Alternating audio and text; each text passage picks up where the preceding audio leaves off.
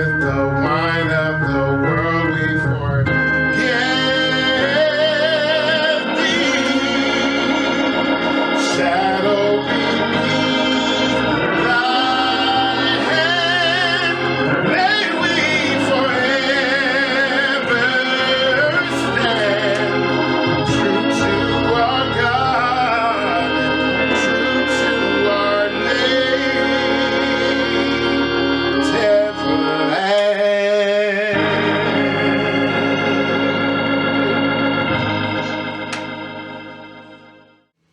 Good evening. My name is Ari Umoja, and I am a member of the Boulder County branch of the NAACP. This evening, I will be serving as your narrator. I'd like to thank Reverend Dr. Nathaniel Black for that beautiful rendition of Lift Every Voice and Sing. Coming up, we will hear a welcome from Longmont's Mayor, Brian Bagley. Following Mayor Bagley's welcome, we will be captivated by an artistic expression of dance. Afterwards, we will attend conversations honoring the greatness of Terry Nelson and Dr. Warren Washington. I welcome you to share this honor and sit at their feet to learn about their contributions to the African American community. Separating the conversations will be another awe-inspiring performance by Reverend Dr. Nathaniel Black. Before we continue, I would like to take a minute to thank our sponsors. This program has been made possible through the support of the City of Longmont, the Longmont Multicultural Action Committee, the City of Boulder, City of Boulder Office of Arts and Culture, City of Boulder Human Resources, the NAACP Boulder County Branch, Lexmark International, the Withers Collection, Modern Icon Media, and our many performers, speakers, and contributors. I'll see you all soon. Enjoy. Hey everybody, my name is Brian Bagley. I am the mayor of Longmont, Colorado. At this time, I would like to give you all a hearty welcome to our 2021 Black History Month Boulder County celebration. In this unique time, the Executive Committee for African American Cultural Events has shifted from its traditional in-person event to a virtual celebration intended to foster hope in the current climate of the world and, of course, to inspire us all to take action. Today, we will highlight and celebrate our Black history as a necessary component of our American history. It is important that we focus on creating opportunities and access for our communities to be able to celebrate the rich Black history around us. I am elated to see the Executive Committee for African American Cultural Events be formalized in its efforts to produce events that will further be a catalyst towards true social justice and equity. It is important that we allow the space for education surrounding Black history and culture because to know is simply to grow. It is necessary that we pay tribute to the countless contributions that have been bestowed upon us by members of the great African American community because, again, I repeat, Black history is our own American united history. It is important that we hold space for celebration to acknowledge and pay tribute to the various obstacles we have and continue to overcome as a community. Lastly, it is necessary to remember how the giants that came before us paved the way for change so that we may always pay it forward through lifelong service and learning. As Black History Month comes to a close, I want us to draw attention to why it began. Let us always remember that it is intended to highlight the substantial achievements and vital offerings of African Americans to the whole of U.S. history. As we enter a space to acknowledge the history of our nation and local community, we do so not to revisit the past, but to remind us of how crucial our forward progress is. Again, happy Black History Month, and we encourage you to deepen your own understanding of the many contributions from members of the African American community. Thank you.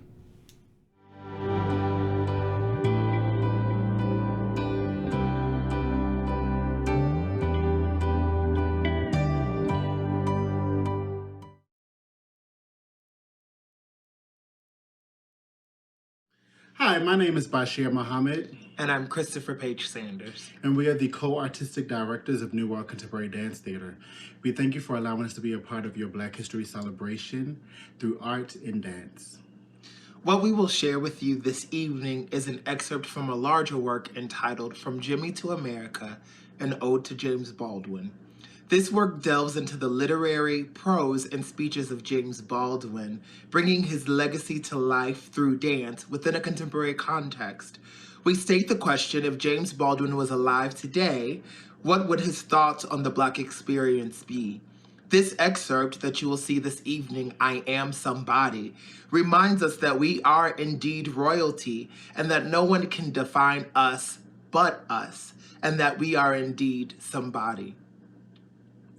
For more information on New World, please visit www.nuworld.org. Thank you.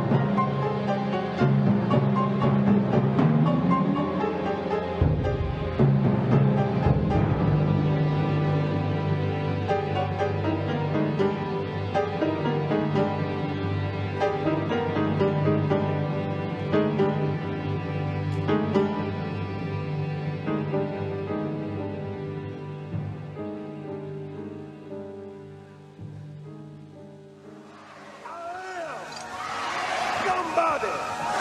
I may be poor, but I am somebody. I may be on welfare, but I am somebody. I may be unskilled, but I am somebody. I am black, beautiful, proud. I must be respected.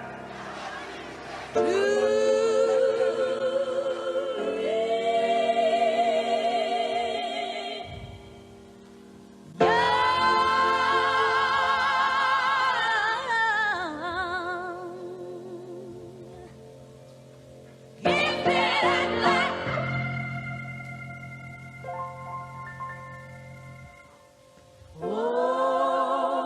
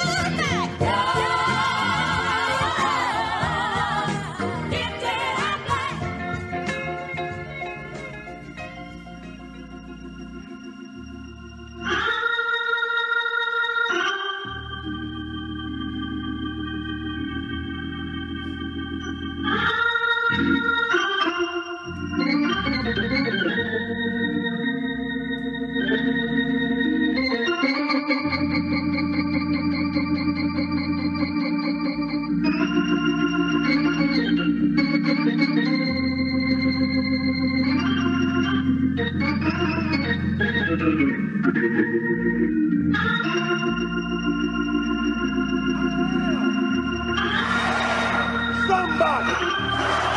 I am somebody. I am somebody. I am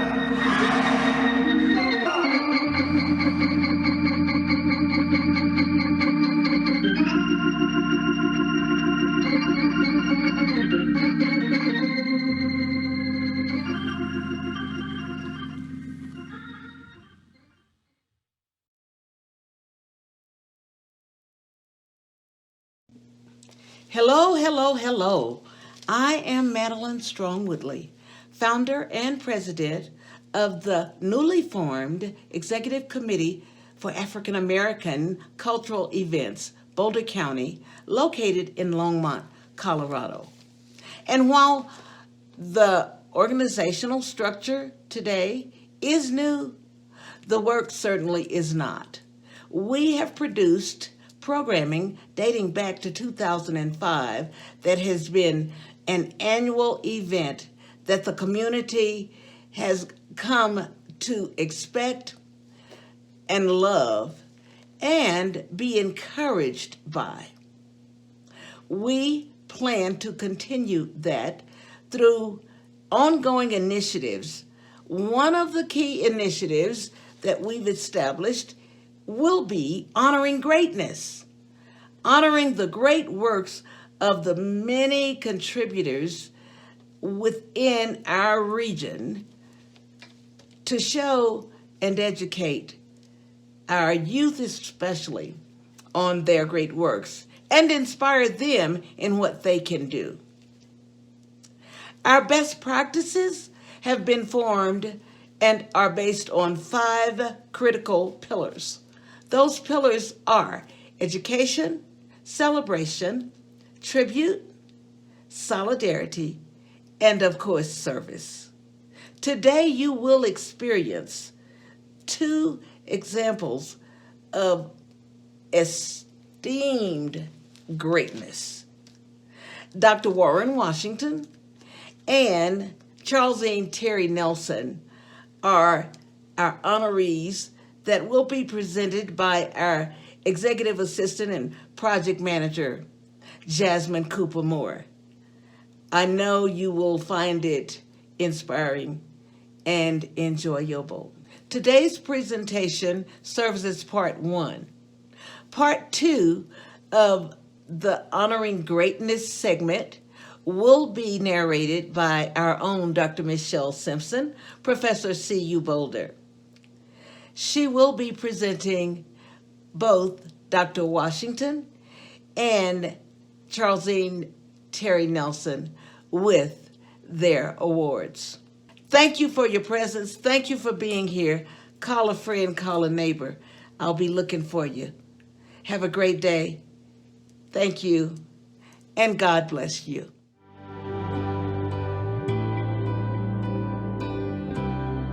I have a lot of how come and whys, and that's the fun of this particular museum and library, is the fact that we can say how, why, and here's what the result has been. Is it something that we need to keep working on, which is obviously quite true in this day and age? And has this always been going on? Yes, it has, just in different versions. And who tells the stories, and how come we haven't heard these things when we are in high school and we don't have any history classes anymore? We can't even hardly say the Star Spangled Banner, sing that, because we're not taught. So it's a place that needs to be taught. The information is here, and Colorado and the West has a phenomenal history. Dr. Jovi is a dance man that used to work with, he worked a little bit with Cleo, but he did the Kwanzaa and the Black Arts Festival down here in his kufi. What got you into wanting to be hands-on with history and Oh, resources? I've always had an interest in that. I think probably my dad and mother, coming from different parts of the country. My mom came from a small farming community, but they had 500 acres of materials to work with, plus they had, cattle. So she had the farming country part in her, and my dad was a rancher kind of. And so the two of them always were interested in history. My dad read a paper every day and pulled out parts. And when you come to the dining room table for dinner, you better have a topic to talk about, because he didn't like some of the things he saw, and he wanted to explain to us as kids what had happened. So my interest has been a lifelong interest. This place is here because Mayor Webb and his wife, this is their legacy. And a little guy came and he had gotten a Martin Luther King scholarship. Mayor Webb asked him, well, who is Martin Luther King? The young man had no idea. And of course, that sparked their thinking about how could someone of that stature, that important to our history, and this young man as a student doesn't even know who he is. So we need to be collecting and keeping African American history in the West. And this library does it from Mexico to Canada, the west of the Mississippi. We are making every effort we can to collect and honor and teach about African Americans who have lived in this part of the country and their contributions, which are phenomenal. You've been in this industry for 30 plus years now? Yes. I'm sure that there were some major obstacles that you had to overcome when you first got into this industry. Being a resource manager, trying to connect African Americans and other people to the many resources and eclectic history that we do have. And so what might have been some of those obstacles that you had to overcome? Correct some of the wrong information that people had gotten and learned over history about what the African American is as an individual, what they can do and produce as productive citizens, the honor that they have for the American community, and dig up things that were either minimalized, hidden in boxes, on refrigerators, pull out some of that stuff and make our community think about how wonderful we are, rather than having somebody interpret to them what they thought we are. We can talk about who we are as individuals and what we have done. Why would you say that it's so important for us to celebrate Black history now more than ever? We celebrate our pluses in all of life, your things that you have conquered, the things that you have gotten beyond, things that people have told you you can't do. Here is the time to talk about, yes, we can. And here are examples of what we have done and contributed not just to the African American community, but to all of American history. When you hear about the many inventors, you don't hear about them very much, and certainly not in history, at school and that kind of thing. And you find out some of these people have saved our lives. Charles Drew and the transfusion. That's just a small example. I could go on forever with people who have contributed, and it wasn't just saving the African American lives, it was saving American lives. And since we helped to build this country, it wouldn't be here without us. Yeah.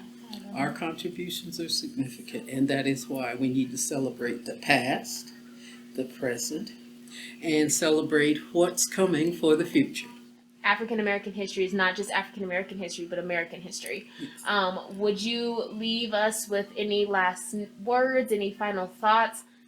I think everyone should understand and honor and praise history overall, because history tells us where we were and what can be done in the future, where we are presently and what can be done and to look forward to in the future. We should celebrate those things that are positive accomplishments. We see plenty of the negative, but the positive accomplishments should be highlighted because it gives our children a look at a positive future and things that they can research and do and improve on and even change to the point we won't even know what they were when they started out. And that's what keeps the community and the society going, is what the youngsters can bring forward.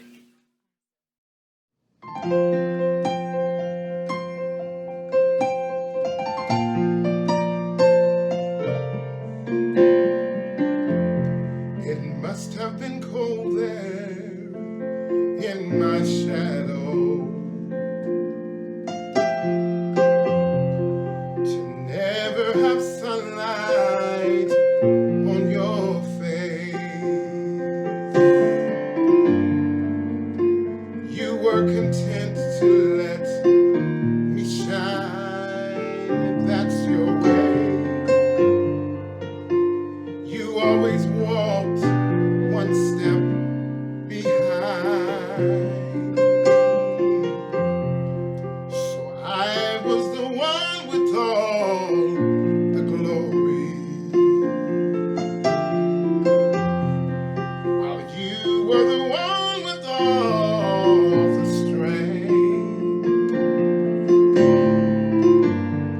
A beautiful face without a name, a beautiful smile to hide the pain. Did you ever know that you're my hero? And everything I wish that I could be. I can fly higher than an eagle. You are the wind beneath my wings. Oh,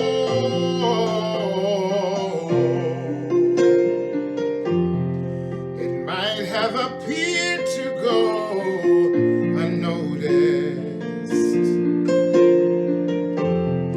but I've got it all here in my heart. I want you to know I know the truth. Yes, I know it. I would be nothing without you. Oh, did you ever know that you're my hero? Oh, you're everything I wish that I could be. Oh, I can fly higher than an eagle. You are the wind beneath my wings.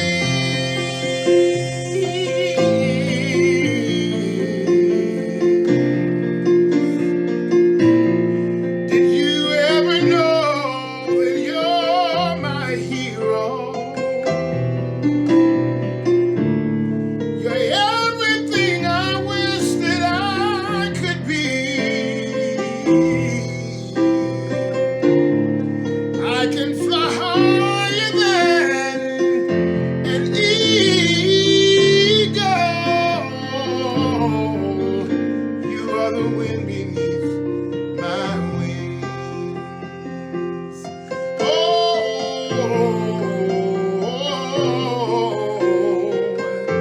Fly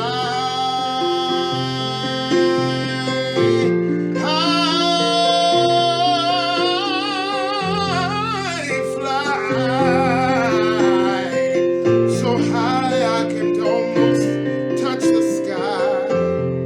Thank you. I thank God I have you. Thank you. You are the wind beneath my wings. Oh, you are the wind beneath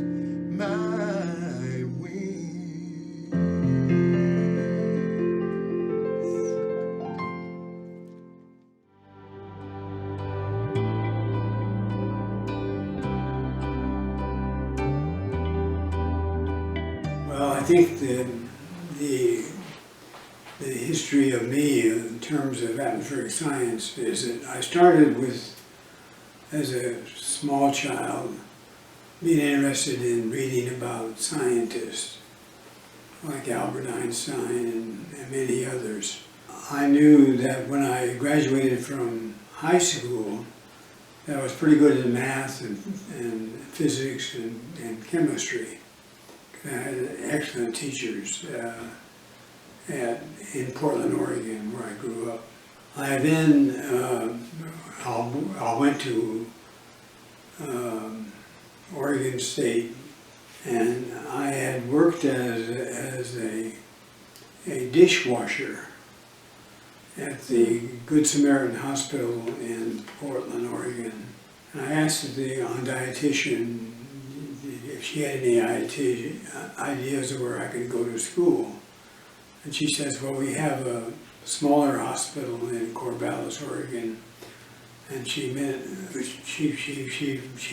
and called the dietitian there and came back to me and says, I got you a job. Wow. So that largely determined where I went to college in Corvallis, Oregon. I took sort of standard physics courses and mathematics courses and so forth. And then I had a winter job at the top of a mountain near Corvallis. It was Mary's Peak, and it was working on taking radar pictures of the weather from the top of the mountain. So I would have to, in the wintertime, I would have to hike up there. It was about, I think, 9,000 feet. You could drive in the summertime, but in the wintertime, there would be too much snow. I started taking some courses in meteorology. It was actually part of the physics program. It was an interesting experience for me because there are only roughly 10 or so African American students going to that school. And at that time it had 4,000 students. I started shifting in my last year to a meteorology emphasis. I liked trying to understand how the weather works and how the climate works and so forth and so on. I think what determined my long-term path was to learn as much as I could about computers, making computer models work on the early generation computers. It turned out I got a PhD there, of course. And then I found out that there were job opportunities at NCAR, National Center for Atmospheric Research, in Boulder, Colorado. And there were some other places that offered me a little bit more money, because my starting salary was $9,000 a year. But NCAR seemed to be the place where I could do research of the type that I felt very comfortable with. A colleague of mine, and this Japanese scientist named Akira Kasahara, he and I had lunch with the director of research.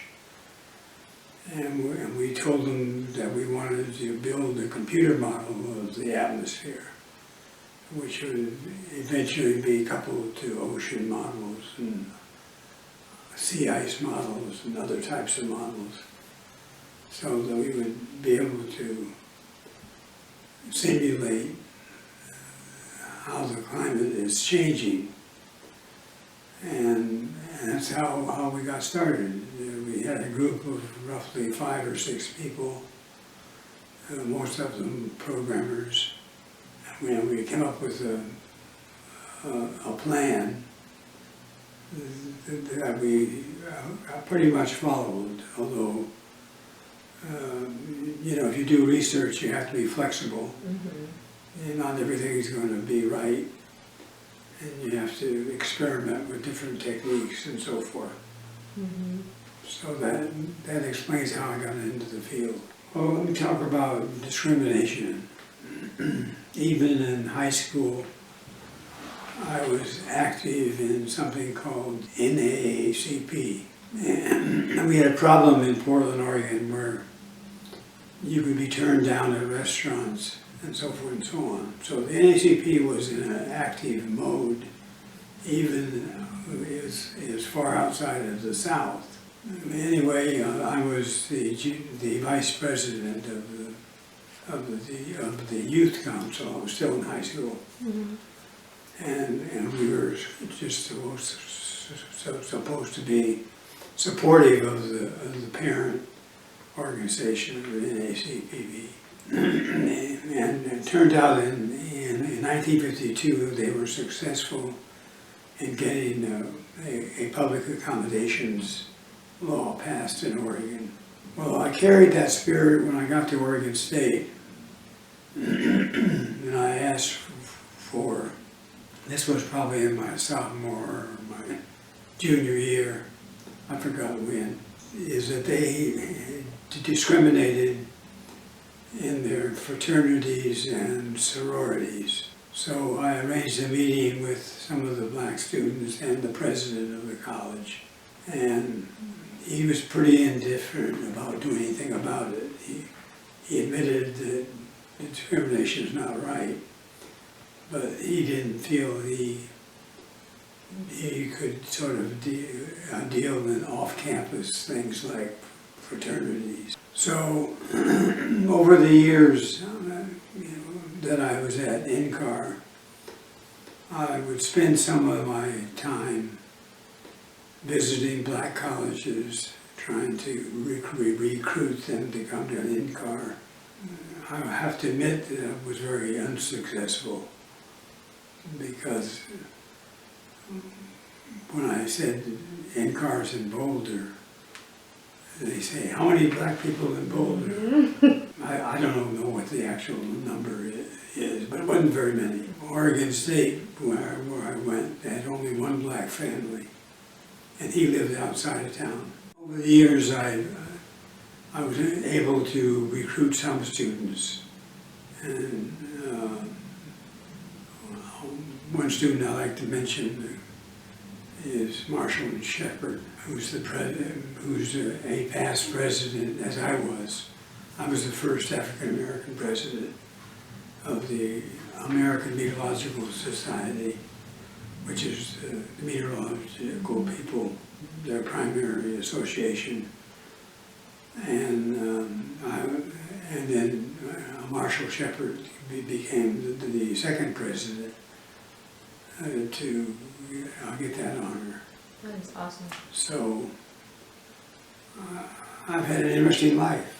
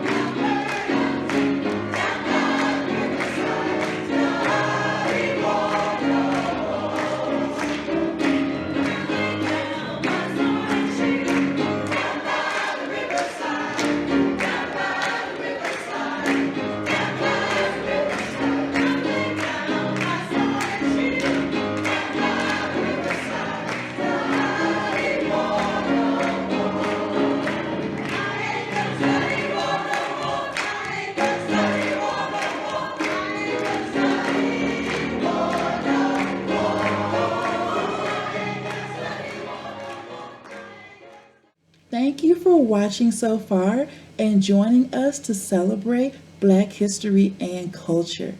Next up, we have a special presentation from from the Withers collection, coming to Boulder's Dairy Art Center in January 2022. Afterwards, we will hear drumming from local percussionist instructor and small business owner, Miss Naisha. Rounding this portion, we will hear from Boulder City Councilwoman, Junie Joseph. Pictures Tell the Story, a comprehensive look at history through the lens of photojournalist and historian Dr. Ernest C. Withers Sr. Dr. Withers' largest collection is exhibited at the Withers Collection Museum and Gallery on world-famous Beale Street in Memphis, Tennessee. Pictures Tell the Story is a virtual tour of the images displayed in the museum and presents a series of photographs taken by Dr. Withers covering the civil rights movement, including the Montgomery bus boycott, the March Against Fear, the Little Rock Nine, and the trial of Emmett Till. The trial of Emmett Till's murderers was basically already decided before the trial occurred. The charges that were brought against those men, the jurors, the whole system at that time was already against justice for Emmett Till. From the Memphis sanitation worker strike through the last days of Dr. Martin Luther King, each segment of Pictures Tell the Story offers historical facts and commentary about the events he documented and how he saw these life-changing times. Knowing that this history is not only African American history, but it's American history. And to see what a race of people went through and struggled, and to be captured through the lens of Dr. Ernest C. Withers, that hit home to me. Pictures Tell the Story takes an iconic look at Negro League baseball and the people who made it legendary. The history of the blues, rhythm and blues, and the musicians that captured a generation. My favorite song by my grandfather actually is I Like to Live the Life That I Sing About. But my favorite blues song of all time is Ain't No Love in the Heart of the City. And as you all know, that's a Bobby Blue Bland song. So, and I call him Uncle B. A unique teaching and enlightenment tool, Pictures Tell the Story is more than a chronicle of African American history. It is a moving look at the hidden side of American history, the side you really need to know. Withers took a lot of really intimate photos of famous figures like Dr. King, Aretha Franklin, Sam Cooke, Jackie Robinson. Photos that you really don't get from other archives because Withers knew them on a personal level and they were allowed, into spaces that other photographers weren't. Dr. Withers' photographic works are being exhibited throughout the U.S. and Europe and in museums across America, including the Museum of African American History and Culture in Washington, D.C. His history is our legacy. Pictures Tell the Story will be released in January of 2021.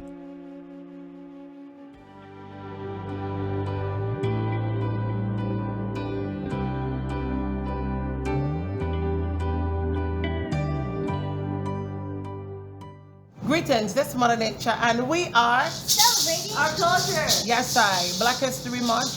We representing and we, bringing a little bit of Caribbean, drum beat, a little bit of vibe to keep you jazzy. Unity, strength, and power. That's all it's about. That's all we about. That's all we want to push. All right, bless up.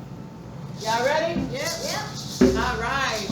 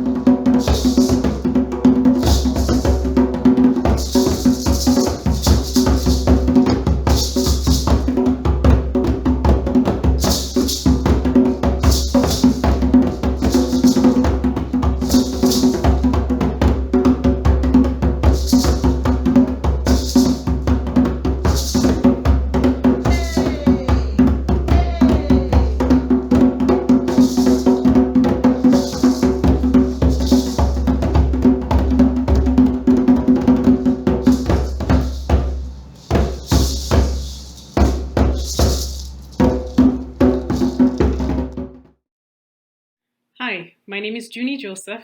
I'm a Boulder City Council member. I am so delighted to be participating in this event.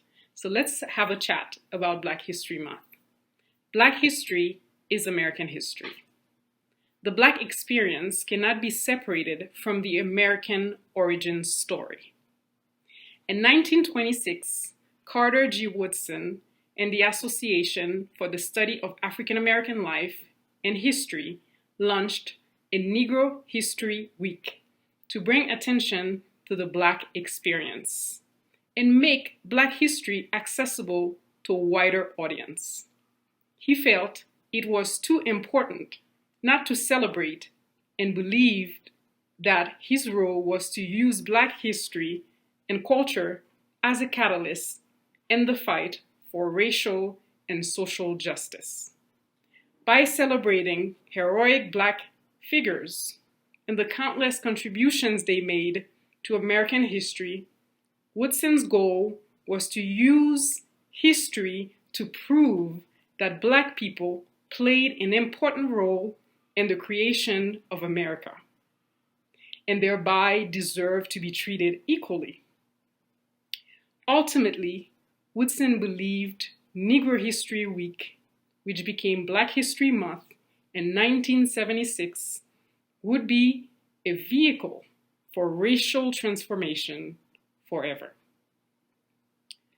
It is important to celebrate Black history, now more than ever, because the great diversity within our communities need the glue of our African American past to remind us of not just how far we've come, but how far we still have to go.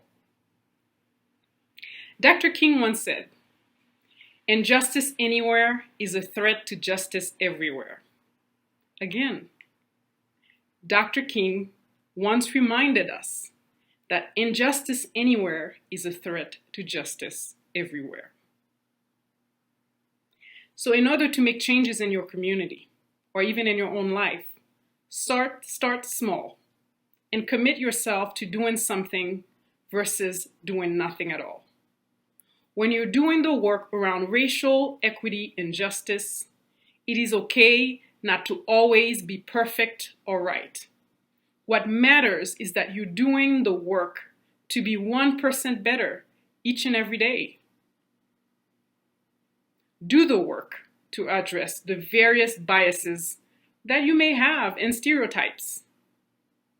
By reading a book, by having a conversation with friends, and also seek educational resources, whether it's at EDUs or .orgs, organizations or universities. Also, you can look to the NAACP and the United Negroes College Fund or the National Urban League. There are so many resources out there, and I hope you will take this opportunity and be inspired this month to make a difference, whether it's in your own personal life or in the life of others. Happy Black History Month.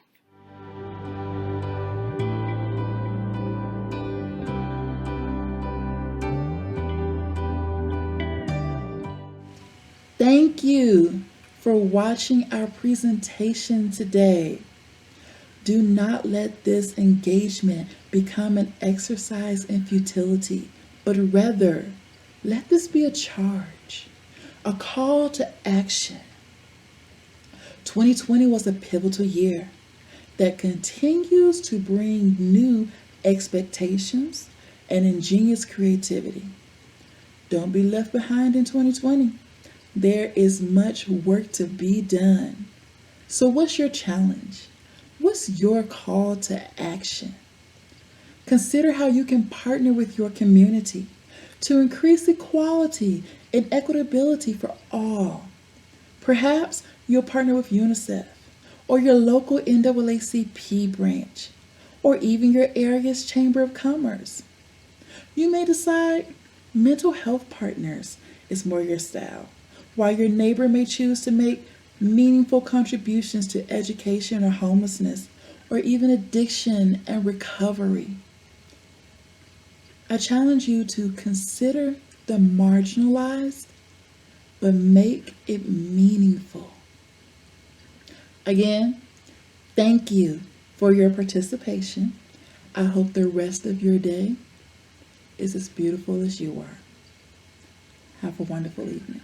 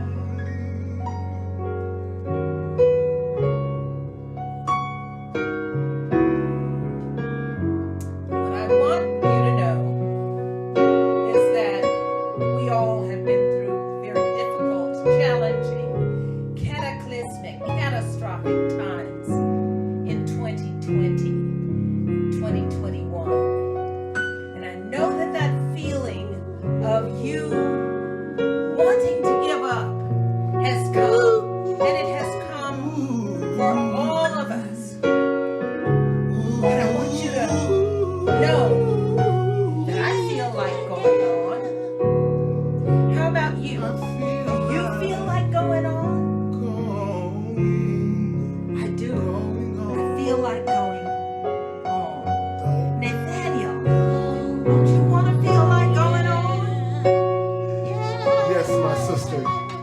we all have been trying, testing through these difficult times, we have to hold on to God's promise, knowing that He's been faithful and that He's kept us this far. He's not going to leave us. So we wanted to just stop and encourage somebody today to let you know that the Bible says the race isn't given to the swift nor to the strong, but to the one that can endure.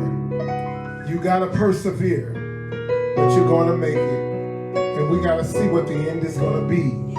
Bless you.